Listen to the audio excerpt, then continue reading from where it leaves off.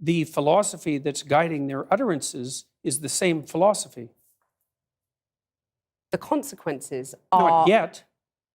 You're saying that trans activists could lead to the deaths of millions of people? No, I'm saying that the philosophy that drives their utterances is the same philosophy that already has driven us to the deaths of millions of people. Okay, tell us how that philosophy is in any way comparable.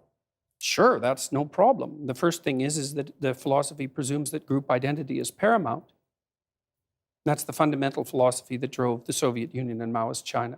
And it's the fundamental philosophy of the left-wing activists. It's identity politics.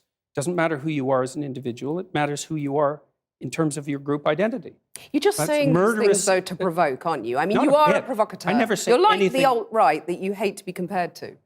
You want to stir things up. I'm only a provocateur insofar as when I say what I believe to be true, it's provocative. I don't provoke. Maybe for humor, you don't set out to now provoke. And then. I'm not interested in provoking. But what about the thing about, fighting and the lobster? Tell us about the lobster. Well, that's quite a segue. Well, the first chapter I have in my book is called Stand Up Straight with Your Shoulders Back. And it's an injunction to be combative, not least to further your career, let's say, but also to adopt a stance of ready engagement with the world and to reflect that in your posture. And the reason that I write about lobsters is because there's this idea that hierarchical structures are a sociological construct of the Western patriarchy.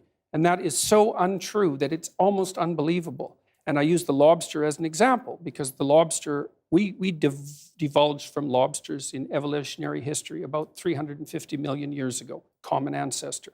And lobsters exist in hierarchies, and they have a nervous system attuned to the hierarchy. And that nervous system runs on serotonin, just like our nervous systems do. And the nervous system of the lobster and of the human being is so similar that antidepressants work on lobsters. And it's part of my attempt to demonstrate that the idea of hierarchy has absolutely nothing to do with sociocultural construction, which it doesn't. Let me just get this straight. You're saying that we should organise our societies along the lines of the lobsters? I'm saying that it's inevitable that there will be continuity in the way that animals and human beings organize their structures. It's absolutely inevitable. And there is 1/3 of a billion years of evolutionary history behind that. Right? That's so long that 1/3 of a billion years ago, there weren't even trees. It's a long time. You have a mechanism in your brain that runs on serotonin that's similar to the lobster mechanism that tracks your status.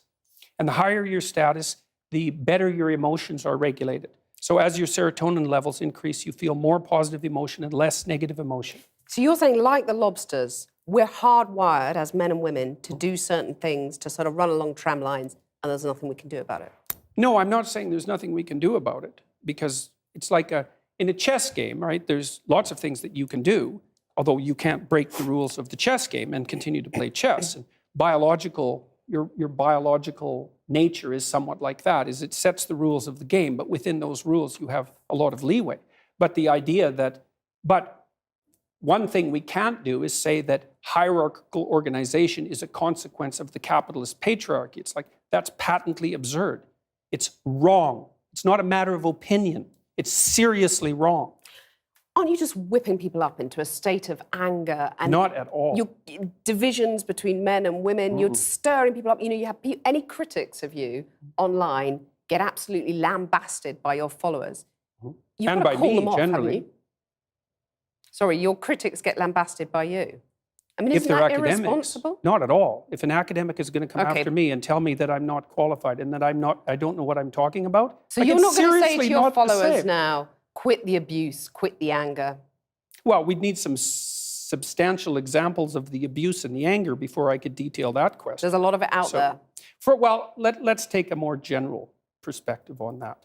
So I've had 25,000 letters since June, something like that, from people who told me that I've brought them back from the brink of destruction.